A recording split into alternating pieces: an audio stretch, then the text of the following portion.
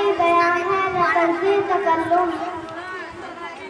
نہ اندازی بیان ہے نہ طرزِ تکلم۔ میرے پیام سننے والیوں السلام علیکم۔ نحمدہ ونصلی علی رسول کریم، اما بعد۔ عورت اس دنیا کی مظلوم مخلوق ہے جسے تاریخ نے گمنام بتایا، سماج نے ٹھکرایا، وظاہروں سے فطری حقوق سے محروم رکھا، لیکن اسلام نے اس طرح کی سب سے محبوب، حسین اور پیاری چیز قرار دیا، اسے مرد کے ساتھ زندگی کا بھرپور حق دیا، ماں کے روپ میں اس کے قدموں میں جنت بچھا دیا اور معاشرے کو بتا دیا کہ مسلمان عورت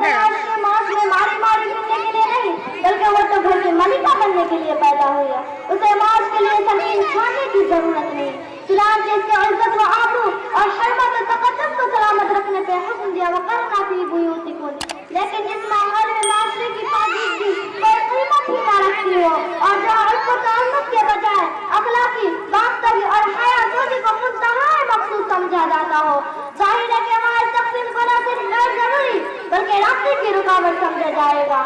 چنانچہ عورت کو یہ پڑھا دیا گیا تھا کہ اب تک تم گھر کی چوہار دیواری میں قید رہی ہو، اب تمہیں آزادی کے ہر کام میں حصہ لینا چاہیے۔ ارے واہ، نام یہ دیا گیا تھا کہ عورت کو آزادی دے کر سیاست اور حکومت کے ایوان اس کے لیے کھولے جا رہے ہیں، لیکن ذرا جائزہ لے کر تو دیکھیں کہ اس عرصے میں خود مغربی ممالک کی کتنے عورتیں صدریہ وزیر بن گئی، کتنے عورتوں کو جج بنا دیا گیا، کتنے عورتوں کو دوسرے بلند مناصب کا اعزاز حاصل ہوا۔ ارے یہ غدار عورتوں کو عہدے تو کیا دیں گے بلکہ انہوں نے تو بیچاری صرف مناصب کو آزادی کے نام پر دھوکہ دے کر بے دردی کے ساتھ بازاروں اور سڑکوں پہ گھسیٹ دیا۔ اسی پر بس نہیں کیا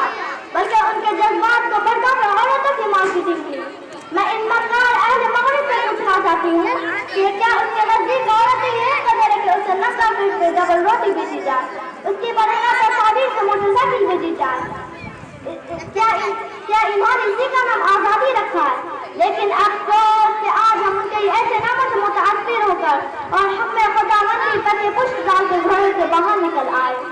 ارے ہونا تو چاہیے تھا کہ اسے صاف صاف کہہ دیں کہ تم ہمیں ایسی آزادی کی طرف دعوت دیتے ہو، ہمیں آزادی نہیں چاہیے، ہمیں غلامی رہنے دو، ہمیں 14 صدیوں پیچھے دھکا دے دو، لیکن ہم اس آزادی کو آزادی کہنے کے لیے تیار نہیں۔ یہ تو فریب ہے، فراڈ ہے، عزت کی دھجیاں اڑ جائے، عظمت تار ہو جائے، اس کا نام تہذیب نہیں۔ سامعات، اب تو خود دیکھتی ہوں گی کہ مغرب میں سورج بھی ڈوب کر یہ اعلان کرتا ہے مغرب اندھیریوں کا گھر ہے، اگر روشنی چاہتے ہو تو مشرق کی طرف لوٹ آؤ۔ تجھے جو ایسے نور ملا، تمہارا نبی مشرق وسطیٰ میں آیا، تمہارا بیت اللہ بھی مشرق وسطیٰ میں ہے، تم پاگل و دیوانہ ہو گئے ہو جو مغربی تہذیب کی طرف دوڑ رہے ہو۔ سامعات، ویسے تو مجھے یقین ہے کہ اتنی ساری باتیں سننے کے بعد بھی آپ کی سمجھ میں آ گیا ہوگا کہ مغرب کے پیچھے دوڑنے والوں کے پاس سر پڑنے کی سوا اور کچھ نہیں، اور اندھیروں میں جانے والوں کے پاس گھروں میں گرنے کی سوا اور کچھ نہیں، اس لیے ہم مشرق کو اپنائیں گے، مغرب نہیں، انشاءاللہ۔ وآخر الدعوانا الحمدللہ رب العالمین۔